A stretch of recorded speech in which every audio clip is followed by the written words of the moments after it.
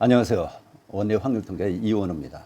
확률에 대한 두 번째 시간입니다. 지난 시간에는 이제 확률이라는 것이 무엇인가 개념적으로 설명을 했고 어떤 함수라고 그랬어요. 표본 공간이라는 것이 있는데 표본 공간 위에 정의되는 함수로서 0과 1 사이 값으로 보내주는 그런 거를 확률이라고 하면서 뭐 세 가지, 근데 마지막 거는 필요 없고요. 두 가지. 즉 확률의 값은 항상 0보다 크거나 같다. 전체 표본 공간에 대한 확률 값은 1이다. 이렇게 정의를 했죠. 그리고 확률 또는 확률 함수라는 것에 대한 몇 가지 성질에 대해서 기본적인 성질입니다. 벤 다이어그램을 이용해서 설명을 했죠.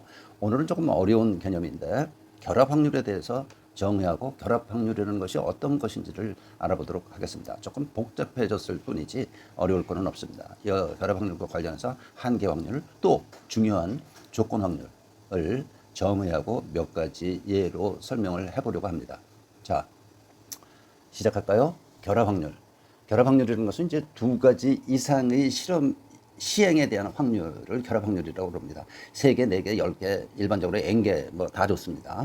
그런데 설명이 어려우니까 두 가지 시행에 대한 확률만 여기서는 다루겠습니다. 다른 데서는 더 복잡한 거 다룹니까? 아닙니다. 이론적으로 전개 나갈 뿐이지 이렇게 그림으로 어떤 모양으로 설명하기는 매우 복잡합니다. 자, 확률이기 때문에 결합 확률도 확률이기 때문에 표본 공간이라는 것이 있어야 되죠. 그래서 표본 공간 위에 정의된다. 확률이기 때문에. 자, 결합 확률. 동전을 2번 던졌을 경우, 이 결합이에요. 동전을 한 번 던진 경우, 단순한 경우는 이제 확률에서 그냥 단순한 확률에서 끝낸 거고, 2번 던졌을 때, 3번 던졌을 때 이럴 때는 결합 확률이 된다라는 이야기죠. 표본 공간은 첫 번째 던졌을 때 S1, HT, 두 번째 던졌을 때 S2라고 표시하면 HT, 그렇죠? 그러면 S는 뭡니까? 두 번 던졌을 때 모든 가능한 결과의 집합 HH, HT, TH, TT. 이렇게 네 개만 가능하죠? 모든 결과죠? 예. 조금 더 이거를 이제 편하게 표현하자면 S1과 S2, HT, HT 이렇게 있는 표를 만들어서 이건 단순한 경우니까 HH, HT, TH, TT 이렇게 표본 공간을 얻을 수 있습니다. 그렇겠죠? 두 번째, 주사를 2번 던질 경우 표본 공간. 첫 번째 던졌을 때 1, 2, 3, 4, 5, 6. 두 번째 던졌을 때 1, 2, 3, 4, 5, 6.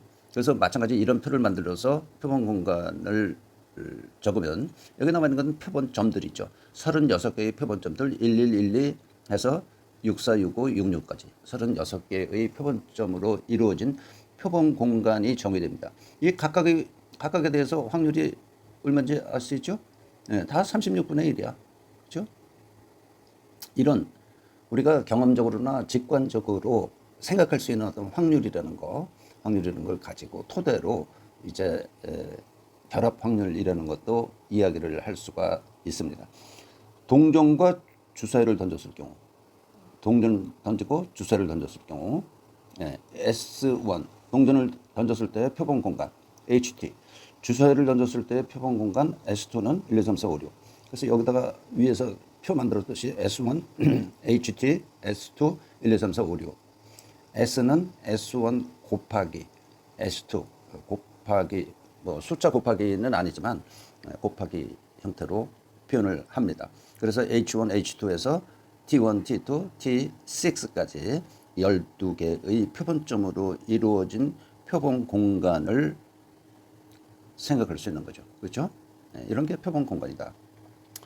고등학교 3학년생들의 키와 몸무게, 키를 X라고 그러고 몸무게를 Y라고 그러면 뭡니까? 키 연속형이야. 몸무게 연속형이야. 그러면 S는 XY로 표현이 되고 X는 0보다 크거나 같고 Y도 0보다 크거나 같다. 좌표로 표현하면 X, Y. 일사분면이죠. 예. 요 부분이 이를테면 표본 공간이 되는 거야. 요게 이제 키가 얼마에서 얼마까지, 몸무게가 얼마에서 얼마까지에 대한 이런 확률을 구할 수 있다는 거죠. 요게 이제 결합 확률, 요 면적이 결합 확률이 되는 거예요. 표본 공간이 이만큼이라고 그럴 때 전체가. 이게 뭐 무한대까지지만 키나 몸무게가 무한대인 사람은 없으니까 제한적으로 이렇게 표본 공간이 있을 때 요 면적은 얼마나 될까 하는 문제가 결합 확률의 문제라는 거죠. 키나 몸무게는 이런 예제로 들게도 부적절을 해서 뭐 거의 여러분들 교과서나 참고서에 나오지 않는 건데 우리가 쉽게 예를 들고 빨리 와서 닿았기 때문에 나는 여기서 키와 몸무게를 미안하지만 예로 들었습니다. 똑같은 거야. 20대 직장인들의 수입액과 지출액, 그 표본 공간도 상동, 위와 똑같다. 당연하죠. 자, 이런 표본 공간 위에 이제 결합 확률이 정의됩니다. 두 가지 시행만 따진다고 그랬어요. 두 가지 시행에 대한 표본 공간 S 위에 정의되는 함수로서 두 가지 시행이기 때문에 닷닷이 됩니다. P 닷닷으로 나타내며 다음 조건식들을 만족해야 된다. 다음 조건식이라는 것은 확률에서 있었던 조건식과 똑같습니다.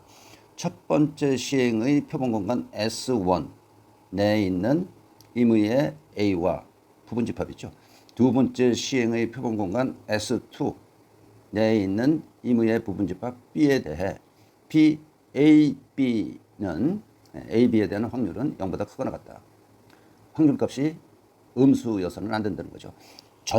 두 번째는 전체 표본 공간에 대한 그 확률값은 S1 곱하기 S2라고 표현했어요. 1.0이다. 앞에서 이야기했던 단순한 한 가지 시행에 대한 확률의 정의식하고 같죠. 그렇죠? 조금 확장됐을 뿐이지 두 개니까 확장될 수밖에 없고 P 닷닷으로 표현한 거 이외에 이런 조건을 만족해야 돼. 확률이다 그러면 이런 두 가지 조건을 항상 만족해야 되고 이 두 가지 조건이 결코 어려운 조건 아니 여러분들이 받아들이기에 이해하기에 어려운 조건은 아니라는 거죠. 동전을 두 번 던질 경우 앞에 있었던 표본 공간이 이렇게 있습니다. HH, HT, TH, TT 네 개의 표본점이 나타나 있죠. 그러면 A가 앞면 첫 번째 던졌을 경우에 S1 위에 앞면 H, B는 두 번째 던졌을 경우에 뒷면 T라고 할 때 A, B에 대한 확률은 4분의 1이야. 이게 지금 이야기한 게 요거에 대한 확률 이야기한 거죠. 네 가지 확률, 네 가지가 같은 비중으로 일어나. 그렇죠? 같은 크기로 일어나기 때문에 전부 4개 중에 하나 4분의 1이 됐습니다. 주사위를 두 번 던질 경우 A를 짝수인 경우라고 하고 B를 3 이상인 경우라고 하겠습니다. 자, 짝수인 경우 A 첫 번째 던질 경우가 이쪽이에요. 그래서 이거 짝수인 경우 예. 18 경우가 있죠. 그죠? 첫 번째 던질 때 짝수인 경우 두 번째 던질 경우에 3 이상인 경우 두 번째 던질 경우 던졌을 때 3 이상인 경우 이쪽에 있는 것들이에요. 그래서 A와 B에 대한 것은 확률은 전체 36분의 몇 개입니까?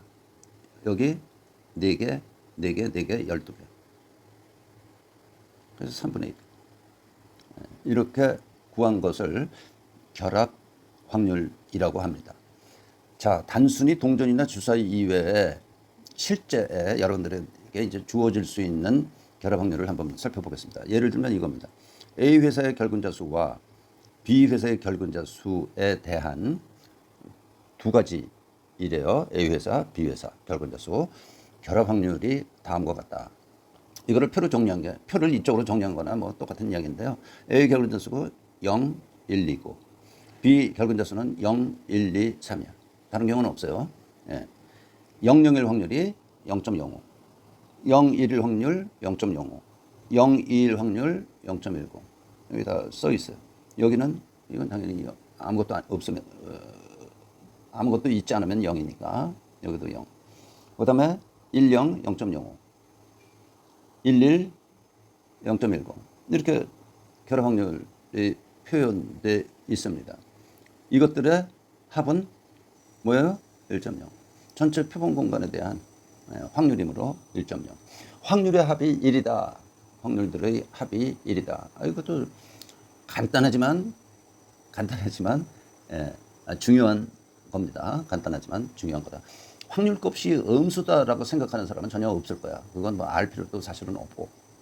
그러나 확률들의 합은 1이다. 어느 경우든지 확률 그러면 그 합은 1이에요. 꼭 기억하고 써먹어야 됩니다. 자, 여기서 AB 회사 이름에다가 AB를 썼기 때문에 C라고 그랬어요.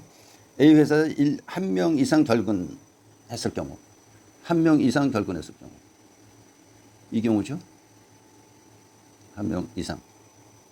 C라는 거는 이쪽이야. 지금 이쪽. B 회사에 2명 이상 결근했을 경우를 D라고 그래. 2명 이상.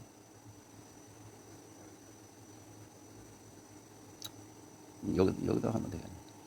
2명 이상. 예.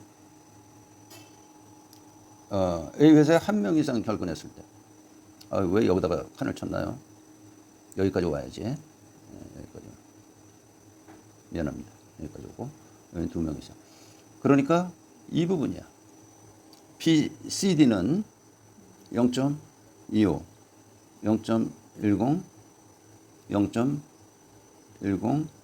0.05, 0.5.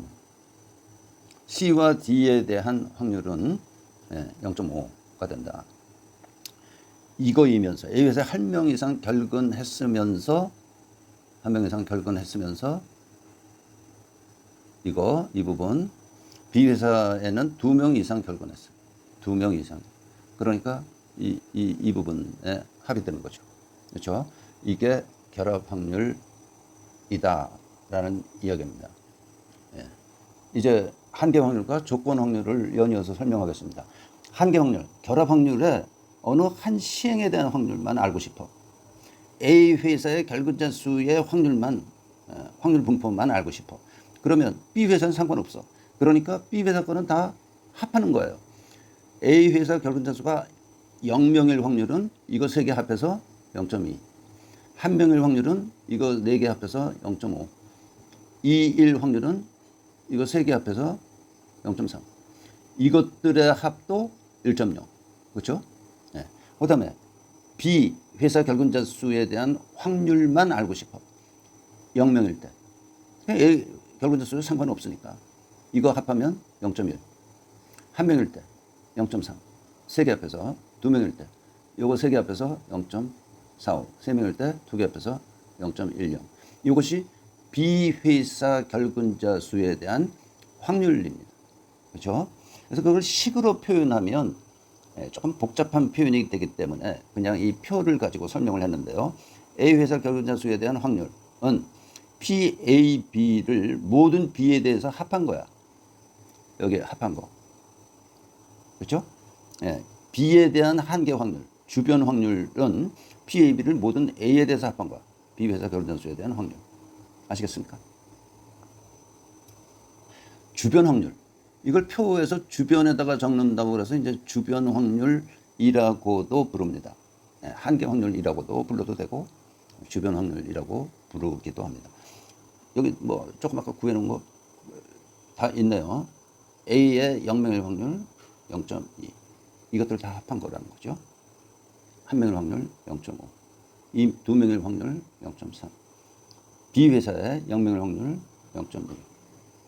1명일 확률 0.3. 2명일 확률 0.45. 3명일 확률 0.15. 이게 한계 확률 또는 주변 확률입니다. 예, 결합 확률이 있으면 한계 확률, 주변 확률은 쉽게 구할 수 있고 그것들의 확률이니까 한계 확률의 합도 1이 돼야 된다. 당연하죠. 예, 어느 것든 1이 돼야 된다. 이것들이 있은 다음에 이제 조건 확률이라는 것을 이야기할 수 있습니다. 조건이 주어졌을 때의 확률이야. 간단히 이야기하면. 어떤 조건에서의 확률. 한 시행의 결과가 주어졌을 때 다른 시행의 결과들에 대한 확률을 조건 확률이라고 합니다. 2개가 있다고 그랬어요. 시행이 2개가 있는데 한 시행의 표본 공간 S1의 이거 정의입니다. S1의 부분 집합 A가 주어졌을 때 S1의 결과로서 A가 주어졌을 때 다른 시행의 표본 공간 S2의 결과들에 대한 확률로서 P. given A, 바 A라고 표현합니다. 여기는 뭐가 들어올 거고 바 A라고 표현합니다. B가 주어졌을 때는 P. B가 주어졌어요. 예?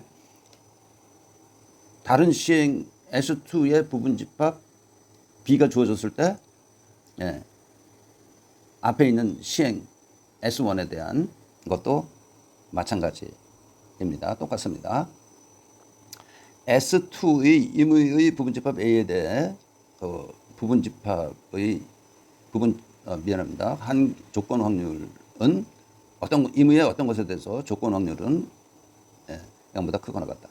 또 A가 주어졌을 때 S2에 대한 확률은 1.0이다. 이건 뭐 앞에서 이야기했던 확률의 조건식하고 똑같은 거죠.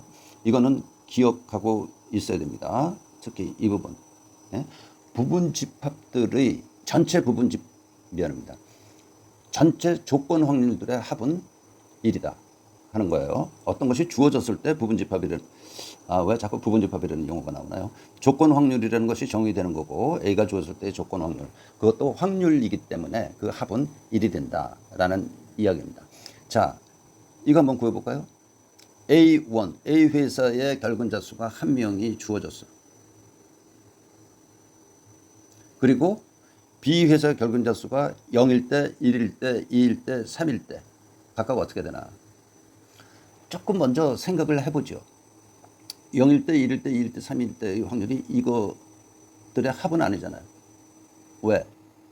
이것들을 합하면 0.5밖에 안 돼. 그러면 0.5로 나눠버리면 되겠네 라는 생각하실 수 있습니까? 다시 A 회사 결근자 수가 한 명으로 주어졌어. 이게 주어졌어. 그런데 B 회사 결근자 수의 확률, B 결근자 수가 이게 주어졌을 때 B 결근자 수가 0일 때, 1일 때, 2일 때, 3일 때를 구하래. 그럼 딴 거를 찾을 수는 없고 여기서 찾아야 되는데, 찾아야 되는데 이것들의 합이 1이 돼야 되는데, 조건 확률의 합이 1이 돼야 되는데, 여기 합이 0.5밖에 안 된단 말이야. 그럼 0.5로 나누면 될 거 아니에요. 맞습니까? A가 1로 주어졌을 때 B가 한 명일 확률. B가 한 명일 확률은 어디야? 0.10, 0.5로 나눠. B가 두 명일 확률. 0.25, 0.5로 나눠. 왜? 합이 1이 되게 하기 위해서. 0.10 나누기 0.5. 이게 조건 확률이라는 겁니다. 자, 조건 확률에 이런 뭐 표를 주어주고 조건 확률을 묻는 경우만 있을 것이 아니기 때문에 일반적인 조건 확률의 계산식입니다. A가 주었을 때 B에 대한 확률이에요. 그러면 주어진 확률이 밑으로 들어가. 분모로. 그리고 A와 B의 교집합에 대한 확률. A 일어났죠, 이미? 주어졌으니까. B가 일어날 확률이니까 A 인터섹션 A도 B도 일어날 확률. 여기 분자에 들어가는. 뭐 그렇게 이거는 복잡하지 않으니까 외워둘만은 하죠. 외워둘만은 한데 그 개념적으로 이해하고 외워두는 거하고 그냥 막연히 외워두면 잊어버리기가 틀리기가 쉽습니다. 그러니까 이치, 원리를 좀 이해하고 외우는 게 좋겠다. A가 주었을 때 B가 일어날 확률로서 조건 확률 이거는 A와 B가 모두 일어나는 확률을 A가 일어날 확률로 나눈 거다. 왜 A가 일어나는 확률로 나누느냐 하면 조건 확률의 합이 1.0이 되어야 하기 때문이다. 말을 조금 바꾸면 A가 주어졌다. 그러면 주어진 A가 B들에 대한 표본 공간이 되는 거예요. 표본 공간이 A로 줄어드는 거예요. B에 대해서. 그런 식으로 이해를 해도 되겠습니다. 이에 대해서 결근자의 수, 조건 확률입니다. A 회사 결근자 수가 2명일 경우, B 회사 결근자 수가 1명일 확률. 우선 식으로 써야죠.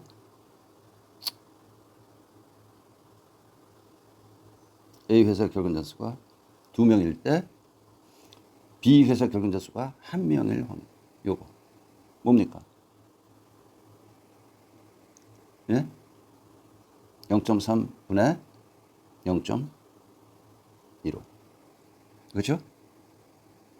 0.3 분의 0.15. 아시겠습니까? A 회사, B 회사 결근자 수가 2명 이상일 때, 2명 이상일 때로 주어졌어. 어디가 주어져요? B 회사가 2명 이상으로 주어졌어. A 회사 결근자 수가 2명일 확률. 네. 그러면 이거는 그냥 이 식 이용하는 것보다 이 식을 이용하는 것보다 이 표상에서만 간단히 보겠습니다. 이 식을 이용해도 물론 결과는 똑같죠. 자, 이게 주어졌어. 그런데 A 회사 결근자 수가 2명일 확률. 2명일 확률. 여기죠. 그렇죠? 그러니까 이거 다 더하면 0.60. 2명 이상일 경우 A가 미안합니다. 이건 또 여기다가 썼네. A 이것 때문에 써놓은 거예요. 2명일 확률. 0부터 해보죠. 0부터. 0일 확률. 여기네. 0일 확률. 0.1. 0.60분의 한 명일 확률. 여기야. 0.35. 2명일 확률. 이 질문에 대한 답이 이제 나옵니다. 0.60분의 2명일 확률. 0.15. 그렇죠? 왜 이것까지 한번 살펴봤느냐면 이거의 합이 1인가 1.0이 되는가를 한번 확인해 보자는 거야. 여기서 특별히 이 조건 확률들의 합이 A는 0, 1, 2밖에 없잖아요. 그것들의 합이 1인가 하는 것을 체크해 봐야 됩니다. 확실히 맞았는지 틀린지 알아보기 위해서. 자, 여기서는 뭐 B 지역의 가 후보에 대한 지지율, B 지역 가 후보에 대한 지지율이 있는데 B 지역의 가 후보에 대한 지지율 문제니까 부분집합이다. 여성의 흡연율, 그러면 남자 여자가 있는데 그 중에서 여자의 흡연율이 얼마냐. 뭐 당뇨병 환자 중 고혈압일 확률, 당뇨병 환자일 수도 있고 아닐 수도 있는데 고혈압일 확률은 이게 우리가 일상적으로 하는 이야기란 말이에요. 이런 것들이. 그래서 조건 확률이라는 것은 매우 유용하게 활용되는 겁니다. 남자와 여자를 여성의 흡연율 가지고 표를 만들어서 한번 생각해 보죠. 남자와 여자를 500명씩 조사했어. 똑같이. 모두 1000명 조사를 했어. 남자 중에